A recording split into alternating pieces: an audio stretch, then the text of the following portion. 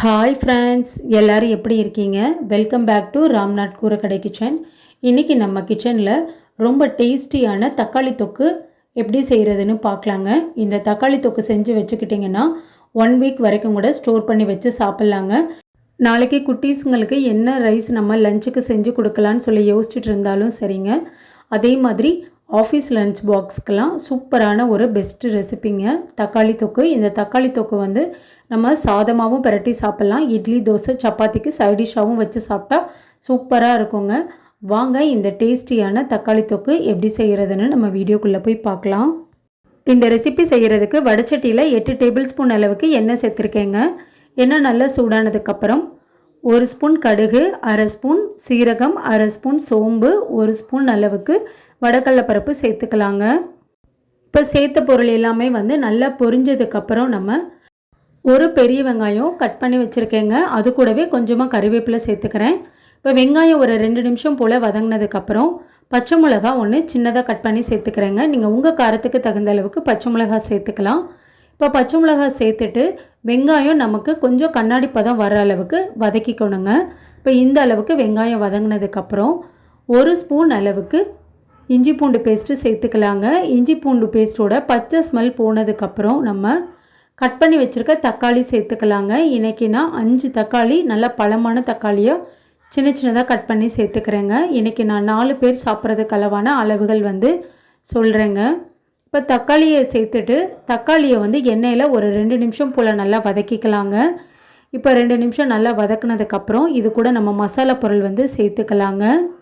1 table spoon மல்லித்தூளுங்க, 1 table spoon அளவுக்கு குழம்பு மிளகாத்தூள், 1/2 டேபிள் ஸ்பூன் அளவுக்கு சில்லி பவுடருங்க, 1/4 டேபிள் ஸ்பூன் வந்து மஞ்சத்தூள். இப்போ நம்ம எடுத்திருக்க மசாலா பொருள் எல்லாத்தையுமே வந்து தக்காளியில் சேர்த்துக்கலாங்க. சேர்த்துட்டு தக்காளிக்கு தேவையான அளவு நம்ம உப்பும் சேர்த்துக்கலாம். இப்போ தக்காளியை வந்து நல்லா ஒரு 5 நிமிஷம் போல் நல்லா வதக்கி விட்டுக்கலாங்க. தக்காளி நல்லா இந்தளவுக்கு எண்ணெயில் வதங்கி வந்துடுச்சு பாருங்கள். இப்போ நம்ம ஒரு 6லேருந்து 7 நிமிஷம் போல் இந்த தக்காளி நல்லா கொலையட்டுங்க. ஆனால் இடையில ஒரு தடவை வந்து நல்லா பரட்டி விட்டுக்கோங்க. இப்போ பாருங்கள் 7லேருந்து 8 நிமிஷம் போல் தக்காளியை வந்து நான் இடையில நல்லா ஒரு தடவை கலந்து விட்டுட்டேங்க. தக்காளியை நல்லா வந்து இந்தளவுக்கு மசியணும். இப்போ நமக்கு சூப்பரான தக்காளி தொக்கு ரெடி. நல்ல எண்ணெய் பிரிஞ்சு வந்துடுச்சுங்க. இந்த ஸ்டேஜில் நம்ம கொஞ்சமாக கறிவேப்பிலையும் கொத்தமல்லி தலையும் தூவிக்கலாம்.